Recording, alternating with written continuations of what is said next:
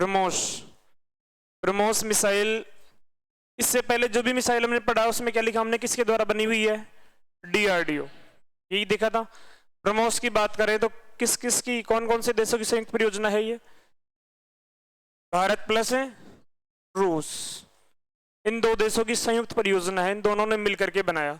लेकिन इस मिसाइल की रेंज देखें, क्रूज मिसाइल है ये, इसकी रेंज रेंज रेंज परास 290 किलोमीटर। 290 क्यों था, इसके बारे में थोड़ा सा डिस्कस किया हमने एक्स्ट्रा, समझ गए क्या? क्योंकि हम एक संस्था, एक ऑर्गेनाइजेशन बना हुआ है MTCR, ये सभी अनौपचारिक संगठन है। औपचारिक संगठन और अनौपचारिक में अंतर क्या है? औपचारिक तो होगा, पर्सनल मुख्यालय होगा, बिल्कुल रूल एंड रेगुलेशन होंगे, ठीक है, टाइम टाइम पर मीटिंग आयोजित होंगे। ये सभी अनौपचारिक संगठन है कि 2, 4, 5, 10, 20 देशों ने मिलकर के एक ऐसा डिसाइड कर लिया कि हम इस प्रकार से काम करेंगे कि जो भी इसका सदस्य नहीं होगा उसको क्या नहीं देंगे, 300 किलोग्राम, सॉरी 500 किलोग्राम से अधिक वजनी क्या नहीं निर्यात करेंगे, विस्फोटक पदार्थ। और 300 किलोमीटर से अधिक, 300 किलोमीटर से अधिक रेंज की जो भी मिसाइलें हैं, हथियार हैं, उनका हम निर्यात नहीं करेंगे। और इसके बारे में देखा कि कब बना था ये, 1987 में बनाया गया था।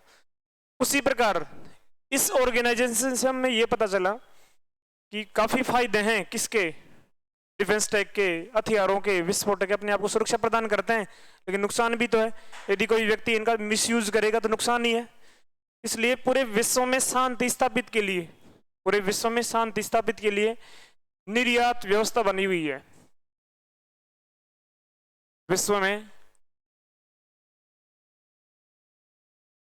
शांति स्थापना के लिए मतलब ऑर्गेनाइजेशन और भी हैं, MTCR के अलावा और भी ऑर्गेनाइजेशन है, उनको कहते हैं निर्यात नियंत्रण व्यवस्था। मतलब हम जो भी निर्यात करेंगे उन पे कंट्रोल की व्यवस्था की हुई है। इसके लिए एक तो हमने देख ही लिया, कौन सा, MTCR देख लिया ना, एक ऑर्गेनाइजेशन तो ये बना हुआ है। और कौन कौन से ऑर्गेनाइजेशन है जिनका भारत एक का सदस्य नहीं है, कुछ का सदस्य भी है? तो इसमें मुख्यतः 4 ऑर्गेनाइजेशन है। एक तो है NSG, एक है यस ऑस्ट्रेलिया ग्रुप AG, एक है MTCR और एक है वासेनर अरेंजमेंट। वासेनर अरेंजमेंट, ये 4 संगठन है। क्या है ये? संगठन है ये, और सभी अनौपचारिक संगठन है। सभी का अलग अलग उद्देश्य है, जैसे समझने का प्रयास करना। ये आप समझ गए। अब भारत इसका सदस्य हो गया, अब हम लंबी दूरी की मिसाइलें खरीद भी सकते हैं, टेक्नोलॉजी भी ले सकते हैं। इसमें ध्यान देना, 1984 के आसपास, 1984 में इराक और ईरान के मध्य युद्ध हुआ था। किसके बीच में? इराक और ईरान के मध्य युद्ध। उसमें बायोलॉजिकल और केमिकल वेपन्स का यूज किया गया था। बायोलॉजिकल वेपन्स में क्या क्या आएंगे? जैसे कोई भी बैक्टीरिया, कोई वायरस, जैसे कोरोना को क्या मान सकते हैं हम, बायोलॉजिकल वेपन। केमिकल वेपन में किसे मानेंगे? कोई भी केमिकल हो जो नुकसान करता हो, एनवायरनमेंट में छोड़ दिया, जैसे तेजाब, तेजाब को किसमें मान सकते हैं हम? केमिकल वेपन्स में। तो इसका यूज किया गया था कौन से युद्ध में? इराक ईरान युद्ध में। 84 के जस्ट एक साल बाद में 1985 में, 1985 में किसकी स्थापना कर दी गई? ऑस्ट्रेलिया ग्रुप की। ऑस्ट्रेलिया ग्रुप की स्थापना की गई और इसमें यही बैन किया गया कि आज के बाद में कोई भी बायोलॉजिकल और केमिकल वेपन्स का यूज नहीं करेगा। समझ गए? यदि कोई आयात निर्यात कोई लिमिट मात्रा में करेगा तो वही कर सकता है जो इसका सदस्य होगा।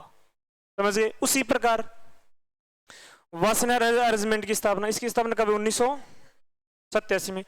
इस ऑर्गेनाइजेशन की स्थापना 1996 में की गई। 1996 में की गई। इसका मकसद यही था कि जो भी हाई टेक्नोलॉजी है उसका निर्यात उन्हीं देशों को किया जाएगा जो इसके सदस्य देश होंगे। मतलब अच्छी जो टेक्नोलॉजी है उसका हस्तांतरण कौन से देशों को दिया जाएगा? जो वासेनर अरेंजमेंट देश ऑर्गेनाइजेशन का सदस्य होगा। समझ गए?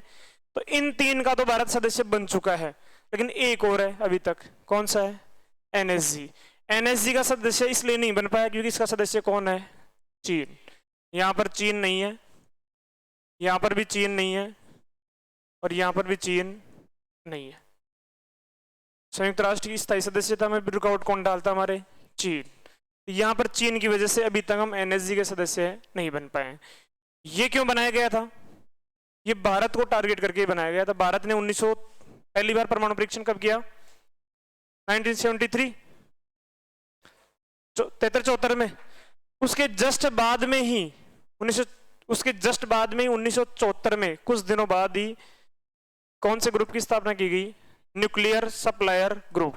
कि परमाणु बम बनाने की जो टेक्नोलॉजी है उसका हस्तांतरण नहीं करेंगे इन सदस्य देशों के अलावा।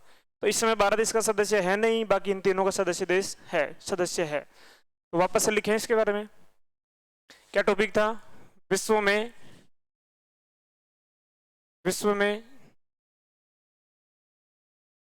निर्यात नियंत्रण व्यवस्था। क्या टॉपिक है? निर्यात नियंत्रण व्यवस्था। अब निर्यात का मतलब समझ ही गए, जो भी डिफेंस से संबंधित टेक्नोलॉजी है, कोई भी वेपन्स है, कोई भी विस्फोटक पदार्थ है, उसके निर्यात को लेकर के कितने ऑर्गेनाइजेशन है? 4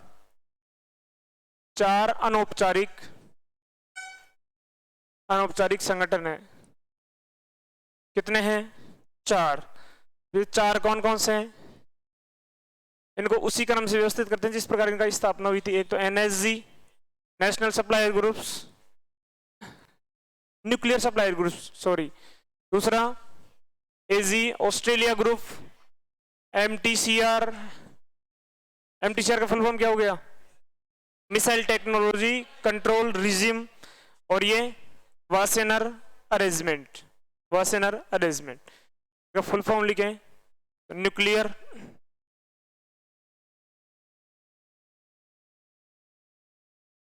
सप्लायर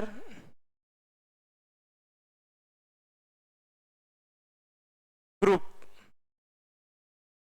ऑस्ट्रेलिया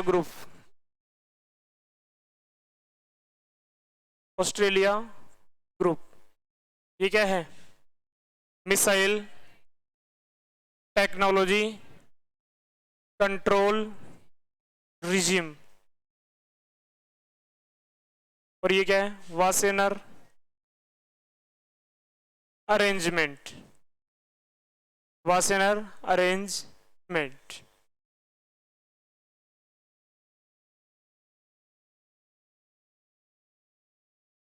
स्थापना बताओ देंगे।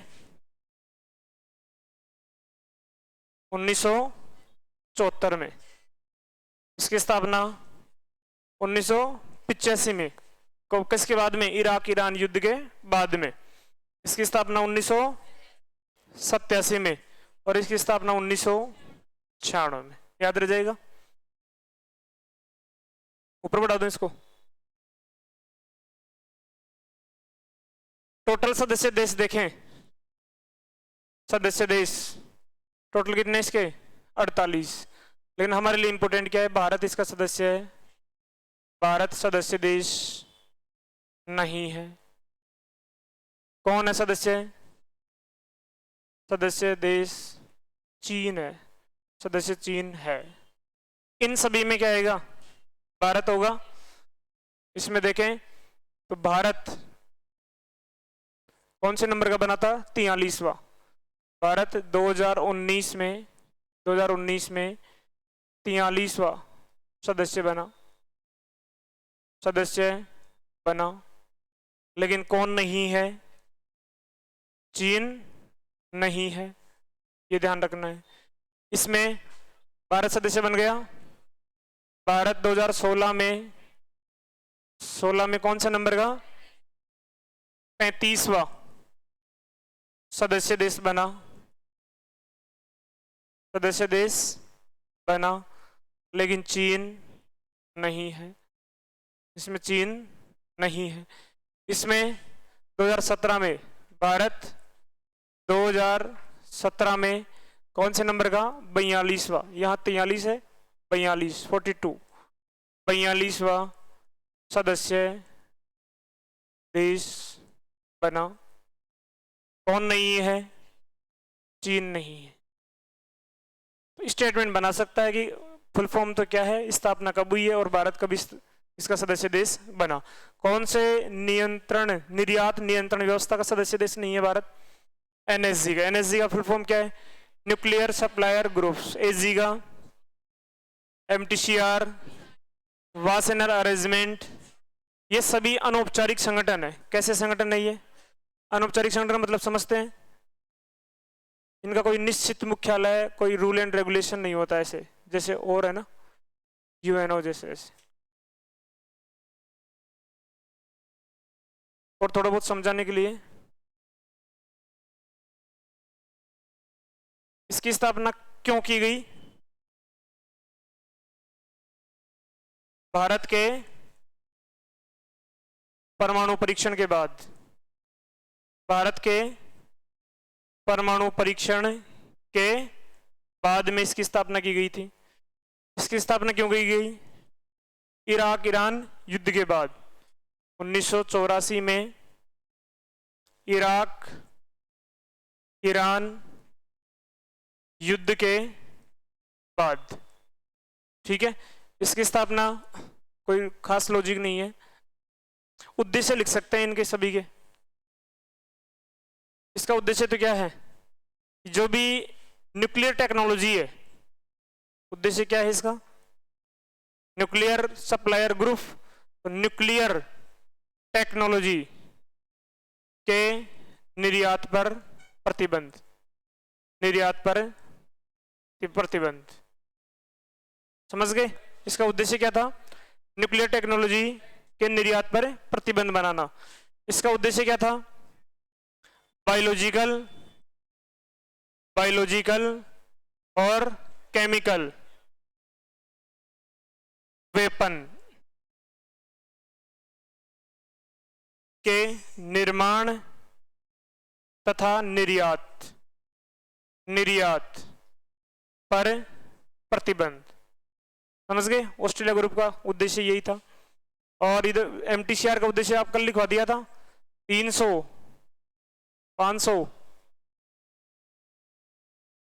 500 किलोग्राम तो विस्फोटक और 300 किलोमीटर से अधिक लंबी मिसाइल का मतलब हथियार हो गए, कंप्लीट हथियार के निर्यात पर प्रतिबंध। और इसका उद्देश्य वही था कि जो हाई टेक्नोलॉजी है डिफेंस से संबंधित के हस्तांतरण पर रोक, हस्तांतरण पर रोक। आएगी कुछ समझ में? एक एक को लिखोगे या फिर पूरे पैराग्राफ एक साथ लिखोगे? पूरे एक साथ लिखोगे? लिखो देखे फिर। विश्व में निर्यात नियंत्रण व्यवस्था।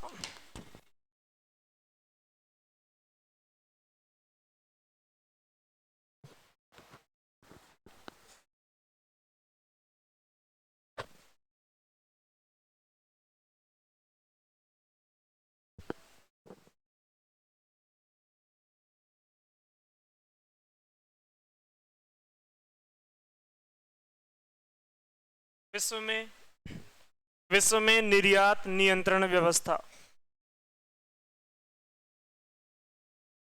4 अनौपचारिक संगठन है, 4 अनौपचारिक संगठन है।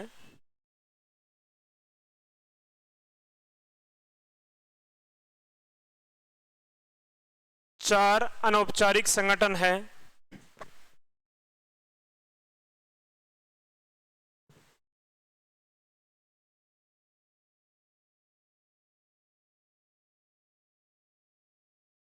वैश्विक स्तर पर है, जो भी हाई टेक्नोलॉजी है, हथियार हैं, उन पे कंट्रोल की व्यवस्था बनाने के लिए कितने संगठन बने हुए हैं?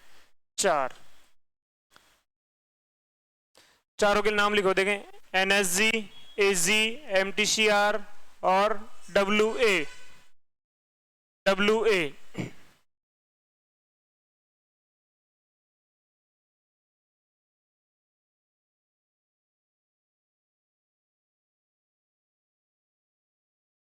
एनएसजी का फुल फॉर्म लिखो। आप लिख लोगे या बोलूं?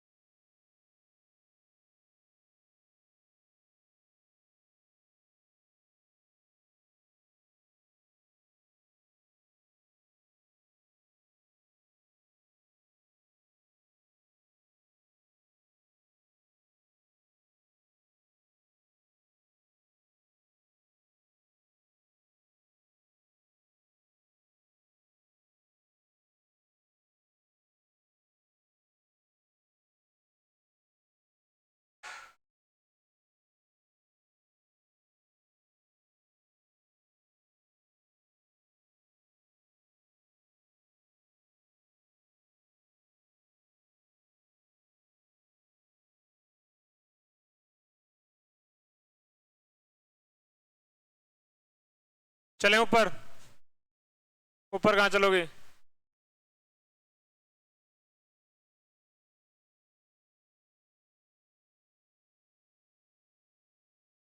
ये लिख लिया क्या आपने, ये वाला?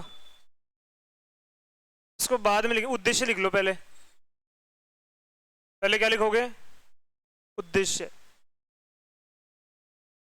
लिख दिया?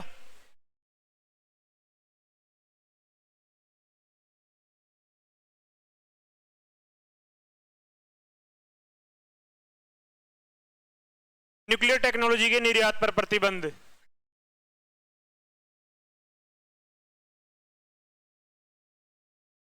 क्रायोजेनिक टेक्नोलॉजी हमें आसानी से नहीं मिली थी, ध्यान दो।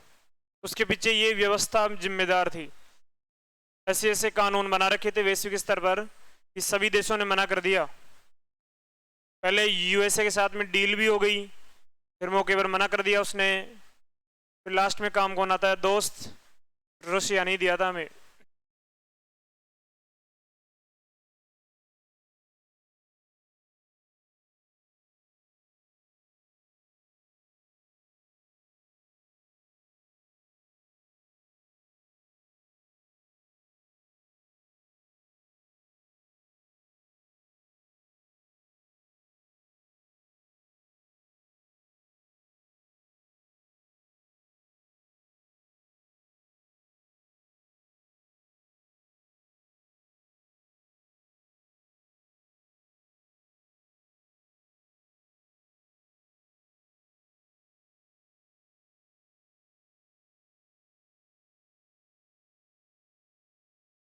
उद्देश्य मैं बोल के लिखाऊं क्या?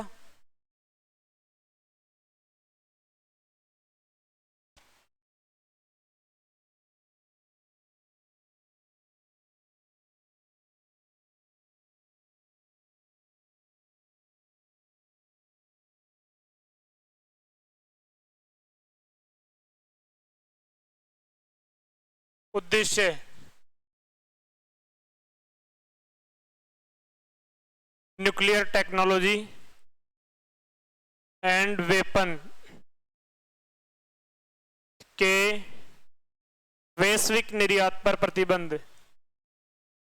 वैश्विक निर्यात पर प्रतिबंध।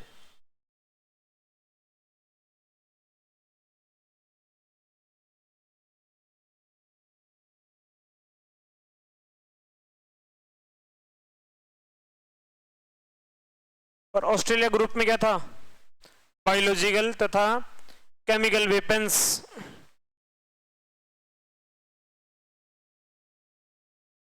जब हमने पर्यावरण पढ़ा 1925 में जेनेवा प्रोटोकॉल हुआ था। जेनेवा प्रोटोकॉल का मेन उद्देश्य भी क्या था? बायोलॉजिकल और केमिकल वेपन्स पे कंट्रोल।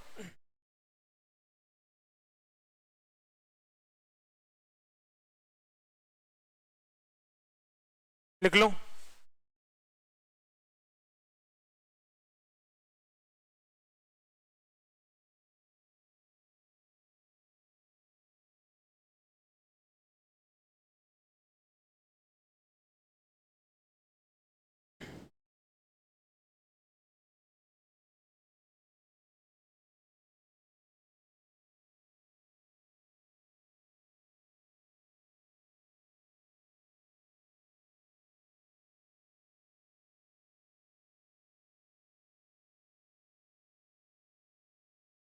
के हस्तांतरण पर रोक।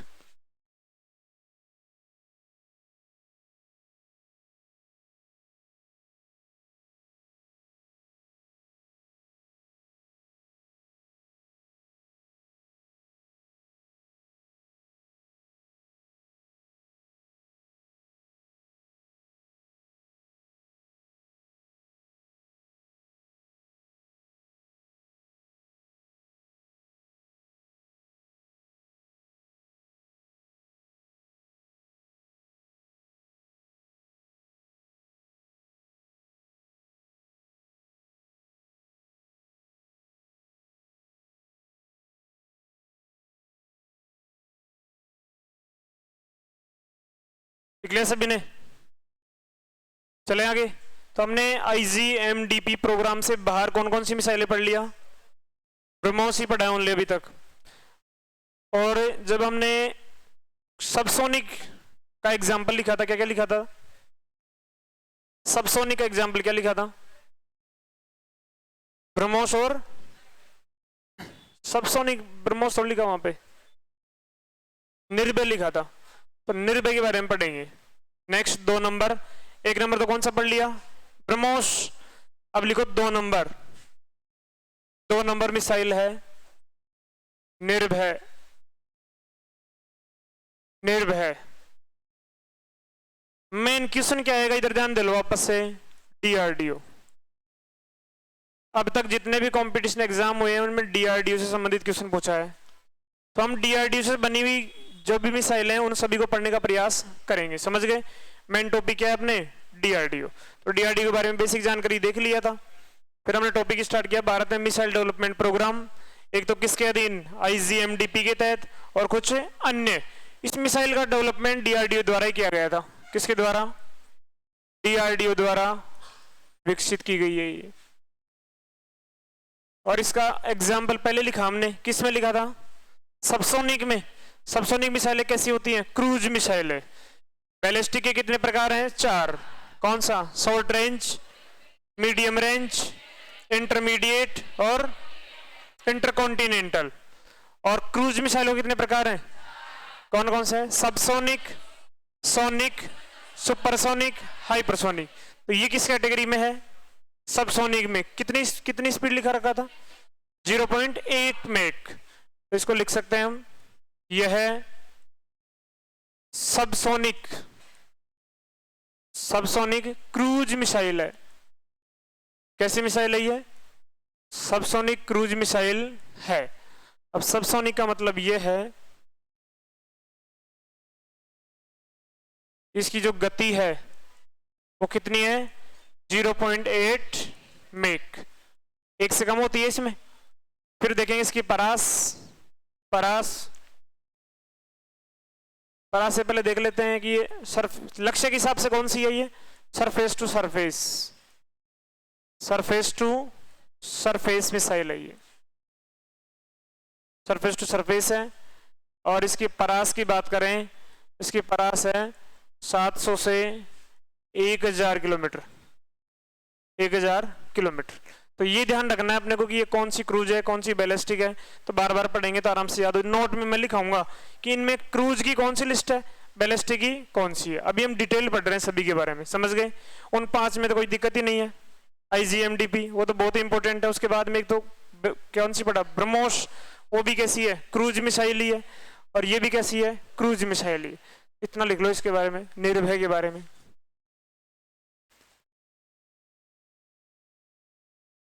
संख्या बहुत ज्यादा है लेकिन हम थोड़ा सा टॉपिक बना बना करके पढ़ेंगे।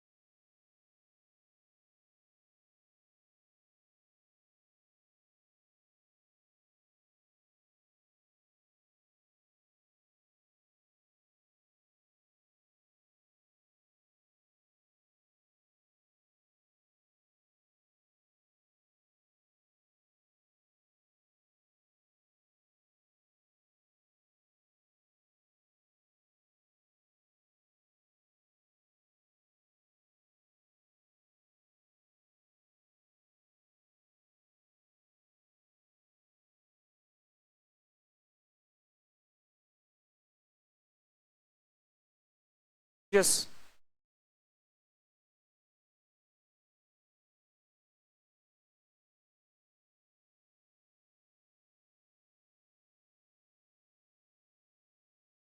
निर्भय के बारे में लिख लिया सभी ने? बताओ निर्भय मिसाइल कैसी है? सबसोनिक क्रूज मिसाइल है। किसके द्वारा डेवलप की गई है? क्या स्पीड है इसकी? Surface to. और रेंज कितना है? इसके बाद में आपने कभी नाम सुना है पनडुब्बी का? पानी के नीचे रहता है। तो हमने भारत विश्व का 5वां देश बन गया।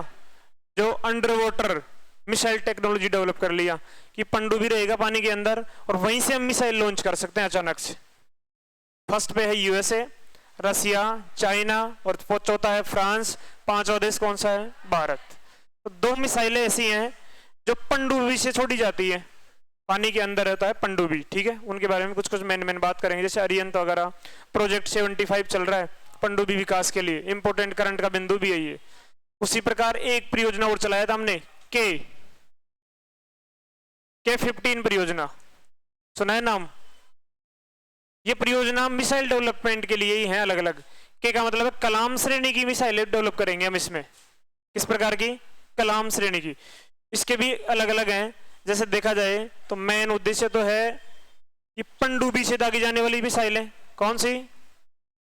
पनडुब्बी से दागी जाने वाली मिसाइलें। इसमें दोनों पढ़ेंगे, एक तो क्रूज है, एक तो क्रूज है और एक बैलिस्टिक है। पनडुब्बी से दागने वाली कौन कौन सी हैं? एक तो क्रूज मिसाइल है, क्रूज मिसाइल है एक तो, और एक कौन सी है? बैलिस्टिक मिसाइल है, बैलिस्टिक मिसाइल है। कौन सा टॉपिक लिया हमने? पनडुब्बी से दागी जाने वाली मिसाइल है। क्रूज मिसाइल का नाम है शौर्य। कौन सी है? शौर्य। शौर्य का एग्जाम्पल हमने पहले लिखा था कहीं ना कहीं। कहां लिखा था? सुपरसोनिक में 3 से 4 मैक। तो भारत की पहली क्रूज मिसाइल है जो कहां से दागी जाती है? ये पनडुब्बी से। ऐसी इधर है बैलिस्टिक में सागरिका। कौन सी है? सागरिका। और सागरिका मिसाइल को तो तैनात भी कर दिया गया अरिहंत पनडुब्बी पर। किस पर तैनात कर दिया गया? अरिहंत पनडुब्बी पर। तो इनके बारे में पढ़ें के बारे में। क्या टॉपिक लिया हमने? पनडुब्बी से दागी जाने वाली मिसाइलें। किस कैटेगरी में, कौन सी प्रोजेक्ट में आती है? ये के-15 परियोजना अभी चल ही रही है ये। इसमें अनेक मिसाइलों का डेवलपमेंट किया जाएगा। के का मतलब है कलाम। इसमें एक तो देख लिया हमने क्रूज मिसाइल, और एक कौन सी देखा? बैलिस्टिक। क्रूज में कौन सी है? शौर्य, और बैलिस्टिक में सागरिका। पहले देखते हैं एक नंबर शौर्य।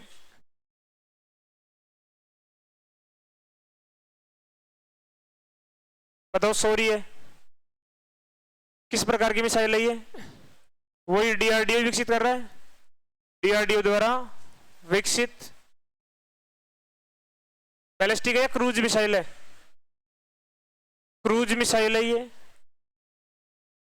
और क्रूज मिसाइल में भी कौन सी है? सुपरसोनिक क्रूज मिसाइल है। तो इसमें स्पीड कितनी है? 3 से 4 मैक। निर्भय की कितनी स्पीड थी? 0.8 मैक। उसके बाद में कहां से चलती है ये? पनडुब्बी से, पनडुब्बी से दागी जाने वाली भारत की प्रथम क्रूज मिसाइल है ये। क्रूज मिसाइल है। और इसकी रेंज की बात करें, आवाज आ रही है पीछे? इसकी रेंज है 750 से 1000 किलोमीटर। समझ जाओगे क्या? पनडुब्बी से हमने 2 मिसाइलें लिया, कौन कौन सी? शौर्य, सागरिका। दोनों ही कहां चलती हैं? पानी के अंदर से, अंदर ही रहती हैं ये। कहां पर? पनडुब्बी पर। लेकिन तैनात भी कर दिया हमने सागरिका को। तो कौन सी पनडुब्बी पर? अरिहंत पनडुब्बी पर, ठीक है। शौर्य की बात करें तो किसके द्वारा विकसित है? कैसी मिसाइल है? क्रूज है तो कैसी है? सुपरसोनिक। क्या स्पीड है?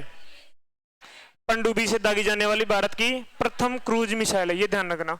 और पानी के अंदर से, पनडुब्बी से under water missile technology develop करने वाला भारत विश्व में कौन सा देश बन गया? 5वां। कि पानी के अंदर से भी हम दाग सकते हैं। पहला यूएसए, रूस, चाइना, फ्रांस, 5वां भारत। ये ध्यान रखना है। इसकी रेंज कितनी है? 750 से 1000। दूसरी कौन सी है? सागरिका। दूसरी कौन सी है? सागरिका।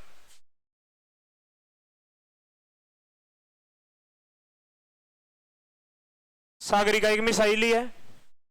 किसके द्वारा डेवलप की गई है? डीआरडीओ द्वारा विकसित है, डीआरडीओ द्वारा विकसित है। क्रूज है या बैलिस्टिक है? बैलिस्टिक मिसाइल है, बैलिस्टिक मिसाइल है। कहां से दागी जाती है ये? अरिहंत पनडुब्बी, अरिहंत पनडुब्बी पर तैनात है ये, अरिहंत पनडुब्बी पर तैनात है। कौन सी परियोजना में निर्माण हो रहा है इनका? K-15 परियोजना, लिख दिया था ऊपर। K-15 परियोजना में इनका निर्माण हो रहा है। ये रेंज कितनी है इसकी? 600 से 700, 600 से 700 किलोमीटर तक इनकी रेंज। और क्या लिखते हैं? अंदर से लॉन्च करेंगे तो बाहर ही आएगा ये। डीआरडीओ द्वारा विकसित बैलिस्टिक मिसाइल है, अरिहंत पनडुब्बी, ध्यान रखना है इसमें। तो कौन सी है? अरिहंत पनडुब्बी पर तैनात है और रेंज है 600 से 700। K-15 पहले लिख ही दिया था हमने, K-15 परियोजना में विकसित है। ऐसे 75 परियोजना पढ़ेंगे, वो थोड़ा ज्यादा इंपॉर्टेंट है, तो लिखो देखे। K-15 परियोजना पनडुब्बी से दागी जाने वाली मिसाइल है। नहीं है समझ में? और क्या ऐसे उतारना है?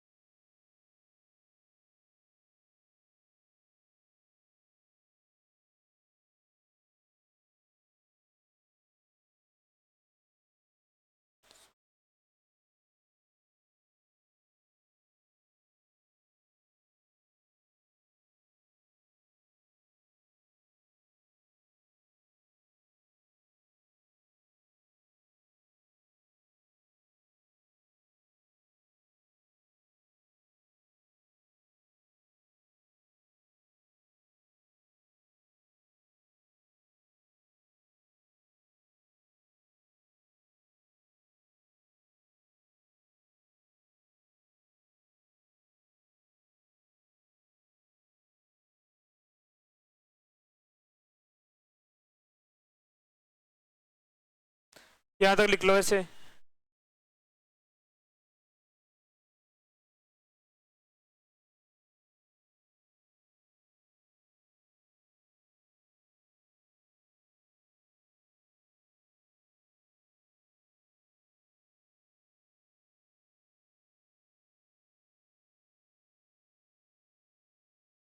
एक नाम लिखो शौर्य, शौर्य।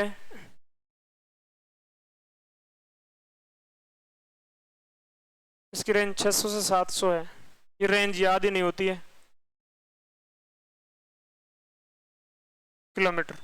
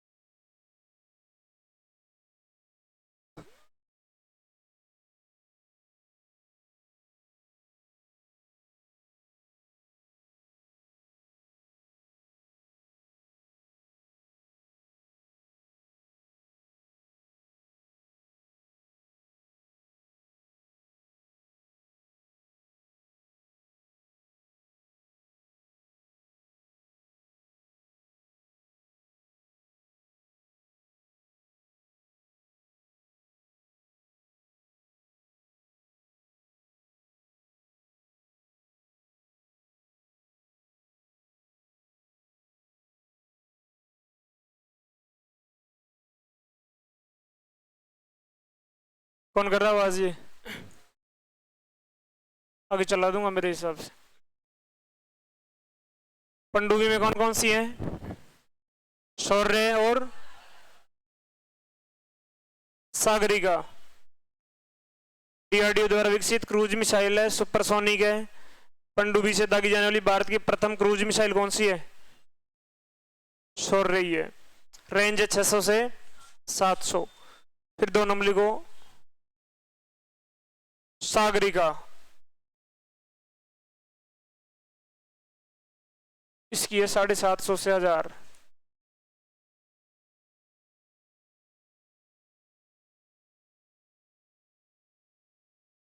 ये बैलिस्टिक है।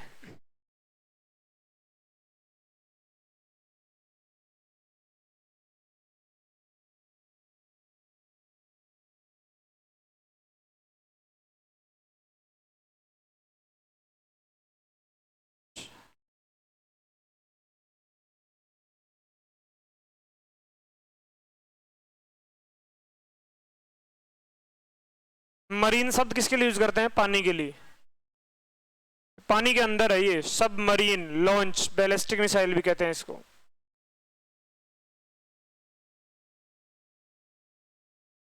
इसके 2 संस्करण हैं। कितने संस्करण हैं? 2। K4 और K5। K4 की जो रेंज है, K का मतलब समझ गए? कलाम श्रेणी। इसकी है 2000 से 3500 किलोमीटर और इसकी है 5000 किलोमीटर।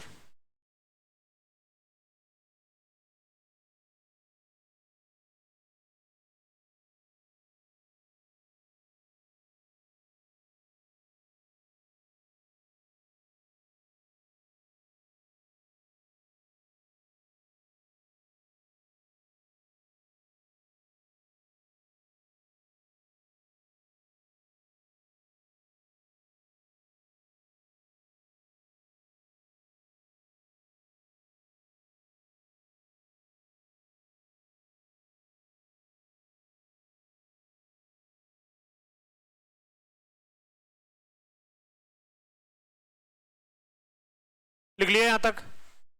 इसमें एक लाइन ऐड करेंगे हम। क्या लिखा मैंने? सब मरीन लॉन्चर बैलिस्टिक मिसाइल।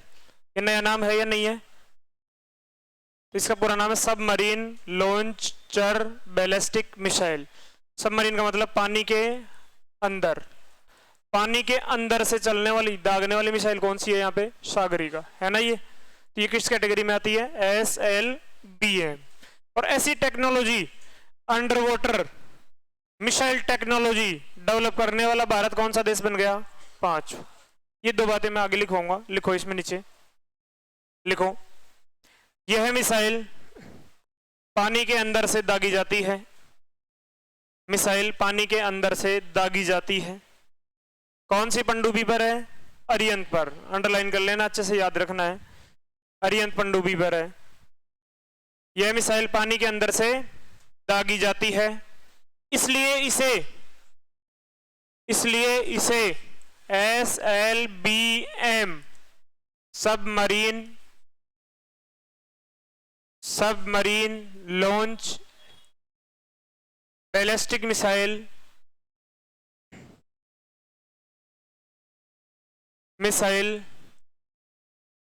भी कहते हैं।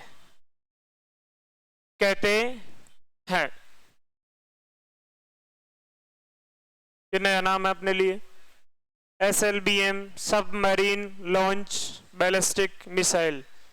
SLBM, SRBM आपने पढ़ा, MRBM आपने पढ़ा, शॉर्ट रेंज, मीडियम रेंज। ये क्या है? सबमरीन, बोलो देखें, सबमरीन लॉन्च बैलिस्टिक मिसाइल। कौन सी है? सागरिका, क्योंकि हमने तैनात कर दिया है किस पर? अरिहंत पनडुब्बी पर। कौन सी परियोजना में विकसित किया जा रहा है इनका? K15 पनडुब्बी, पानी के अंदर से दागने वाली क्रूज मिसाइल तो कौन सी है? शौर्य। और बैलिस्टिक मिसाइल सागरिका। और नोट लिखे, नोट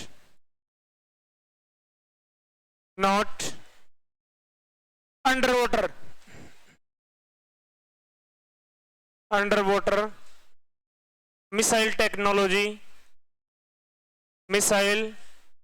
टेक्नोलॉजी विकसित करने वाला विकसित करने वाला भारत पांचवा देश है, पांचवा देश है अंडर वाटर मिसाइल टेक्नोलॉजी की। पानी के अंदर से भी हम क्या चला सकते हैं, मिसाइल।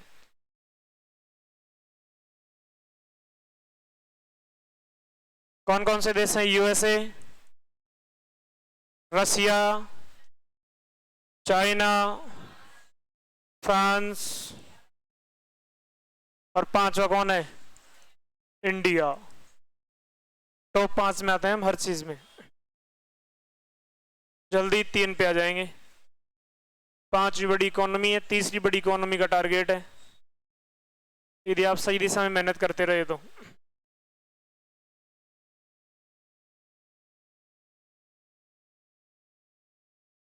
दो मिसाइलें अलग अलग पढ़ते, लेकिन हम एक टॉपिक से पढ़ा तो याद तो रह जाएगा। अब तो शौर्य और सागरिका हम जनरली पढ़ते, लेकिन हमने क्या टॉपिक बना दिया, पनडुब्बी से दागी जाने वाली मिसाइलें। एक क्रूज मिसाइल में कौन सी है, शौर्य, और एक बैलिस्टिक में सागरिका। मिसाइल छोड़ेंगे हम, कोई भी ये मिसाइल है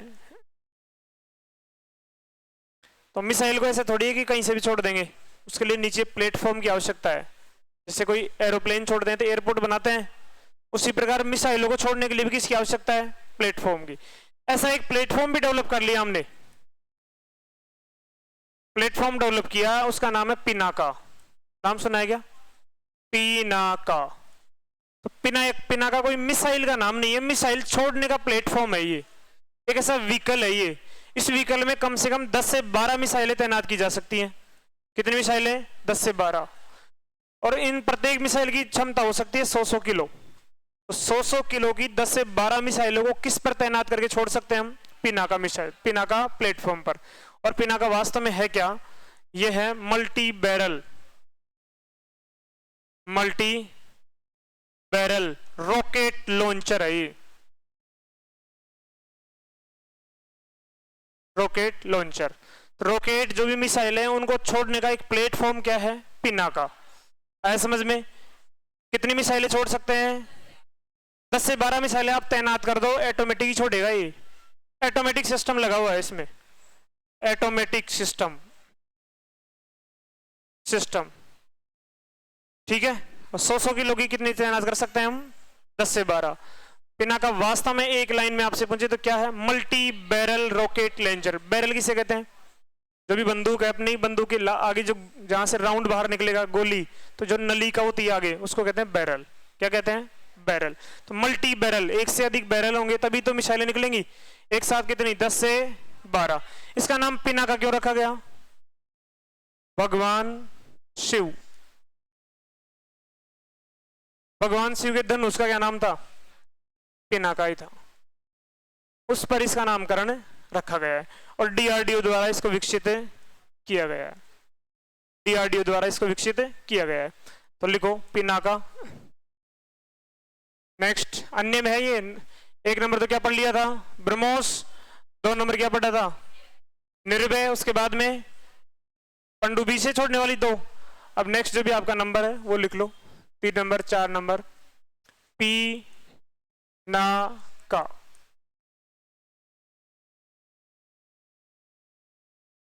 डीआरडीओ द्वारा विकसित है ये। वास्तव में ये multi barrel rocket launcher, multi barrel rocket launcher है, अर्थात मिसाइल छोड़ने वाला प्लेटफॉर्म है ये,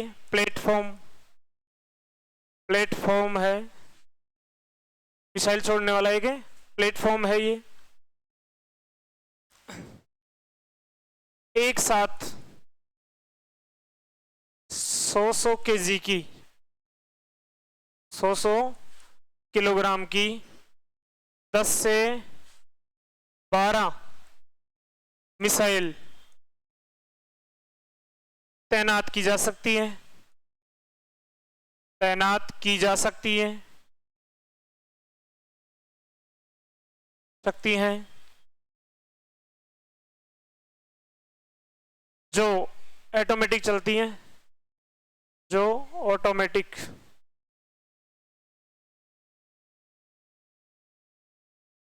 सिस्टम पर आधारित है। आप तैनात कर दो, टाइम फिक्स कर दो, चलती रहेंगी। और इसका नामकरण किस पर रखा गया है? नामकरण रखा गया है भगवान शिव के धनुष, भगवान शिव जी के धनुष से इसका नामकरण रखा गया है। पिनाका की बात हो गई।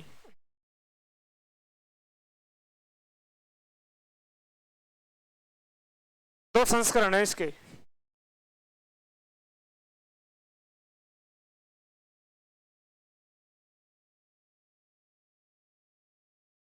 दो संस्करण बना लिए अभी तक हमने। एक तो पिनाका मार्क फर्स्ट और एक पिनाका मार्क 2। बाकी पढ़ेंगे कल। Thank you.